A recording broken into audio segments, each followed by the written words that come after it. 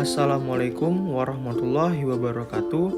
Halo teman-teman, perkenalkan nama saya Leonardo Rofi dari Fakultas Kedokteran Universitas Muhammadiyah Sumatera Utara. Baiklah, pada hari ini saya akan membahas lebih lanjut tentang kelistrikan sel. Sebelum kita membahas lebih lanjut, di sini saya juga membahas mengenai yang pertama, definisi dari kelistrikan sel. Yang kedua, proses kerja dari kelistrikan sel. Dan yang ketiga, faktor atau hal-hal yang berpengaruh terhadap kelistrikan sel. Baiklah, yang pertama, kita akan membahas tentang definisi kelistrikan sel. Sebagaimana yang kita ketahui, kelistrikan sel adalah aliran listrik yang terdapat di dalam tubuh, yang mana aliran listrik ini berupa ion, karena pada dasarnya tubuh manusia mengandung ion positif berupa Ca2+ atau kalsium dan Na+ atau natrium, sedangkan ion negatif pada manusia berupa Cl negatif atau klorin. Kemudian, kelistrikan ini biasa terdapat di dalam sel saraf, yang mana kelistrikan sel ini berperan dalam menghantarkan aliran listrik di dalam tubuh. Jadi, pada sel saraf, aliran listrik yang terdapat di dalam tubuh menghantarkan impuls atau rangsangan dari otak menuju ke sel saraf. Selanjutnya, di sini saya menampilkan gambar dari struktur neuron atau struktur sel saraf, yang mana sel neuron ini terdiri atas beberapa bagian, yaitu yang pertama, dendrit. Dendrit adalah penjuluran ke arah luar sel, keluar badan sel, yang berperan sebagai penerima sinyal atau impuls. Yang kedua adalah badan sel, yaitu bagian utama neuron yang memiliki inti sel. Yang ketiga ada akson atau neurit, yaitu penjuluran badan sel yang berfungsi mengirimkan sinyal atau impuls. Selanjutnya ada nukleus yang berperan sebagai inti sel. Kemudian pada akson terdapat beberapa bagian pula. Yang pertama yaitu adalah selubung mielin, yang mana selubung mielin itu adalah bagian sel yang membungkus akson. Kemudian pada selubung mielin ini terdiri dari atas sel-sel Schwann, yang mana sel Schwann ini adalah selubung lemak di seluruh serabut saraf mielin dari susunan sel-sel glia. Selanjutnya terdapat nodus Reinfer, adalah bagian dari akson yang tidak terbungkus mielin.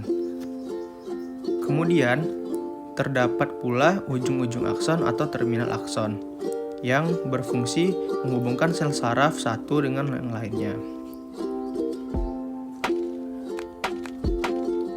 Baiklah, selanjutnya kita akan membahas fungsi-fungsi atau peranan dari berbagai struktur neuron. Yang pertama yaitu nukleus. Di sini nukleus berperan atau berfungsi sebagai pengatur kegiatan sel. Yang kedua dendrit, yang berfungsi sebagai menangkap rangsangan dalam bentuk impuls atau sinyal dan menghantarkannya ke akson. Kemudian ada badan sel, yang berfungsi sebagai penerus impuls dari badan sel saraf ke kelenjar dan serabut-serabut otot. Kemudian ada akson yang berfungsi mengirimkan impuls dari badan sel ke jaringan lain. Kemudian terdapat selubung mielin yang berfungsi untuk melindungi akson dan memberi nutrisi. Kemudian ada sel Schwann yang berfungsi untuk melindungi dan mengarahkan impuls saraf. Dan kemudian ada nodus Reinfer yang berfungsi mempercepat penghantaran impuls. Kemudian yang terakhir ada akson terminal yang berfungsi menghubungkan sel saraf satu dengan sel saraf lainnya.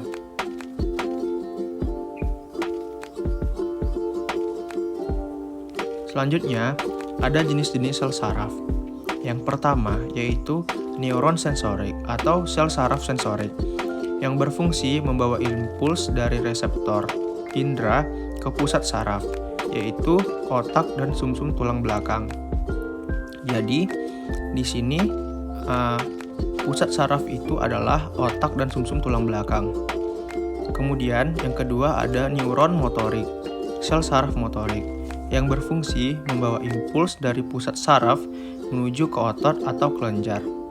Dan yang ketiga ada neuron konektor, atau sel saraf perantara, yang banyak terdapat di otak dan sumsum tulang belakang. Fungsinya untuk membawa impuls dari neuron sensorik ke neuron motorik. Baik, selanjutnya kita akan membahas proses kelistrikan atau sistem kerja pada sel saraf. Sebelumnya kita mengetahui struktur dari sel saraf. Jadi, jalannya rangsangan sel saraf yaitu dengan urutan dendrit, kemudian menuju ke badan sel, kemudian menuju akson, kemudian menuju ke ujung-ujung akson. Pada sistem saraf ada bagian-bagian yang disebut sebagai yang pertama yaitu reseptor. Reseptor adalah alat untuk menerima rangsang, biasanya berupa alat indera. Yang kedua ada efektor, yaitu alat untuk menanggapi rangsang berupa otot atau kelenjar. Kemudian ada sel saraf sensorik dan sel saraf motorik.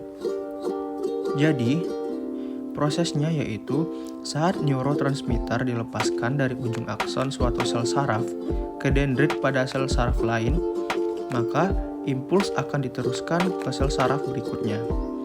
Impuls ini akan membaca ion natrium yang awalnya terdapat di luar membran akson, kemudian menjadi masuk ke dalam membran akson. Dan membran dalam akson menjadi lebih positif saat menerima rangsang listrik atau impuls.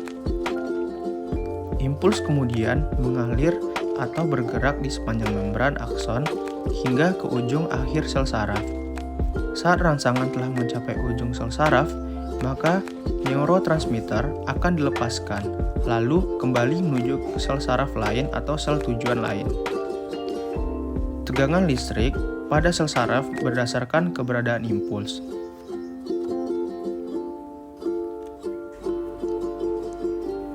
Baiklah, selanjutnya kita membahas faktor atau hal-hal yang mempengaruhi kelistrikan sel.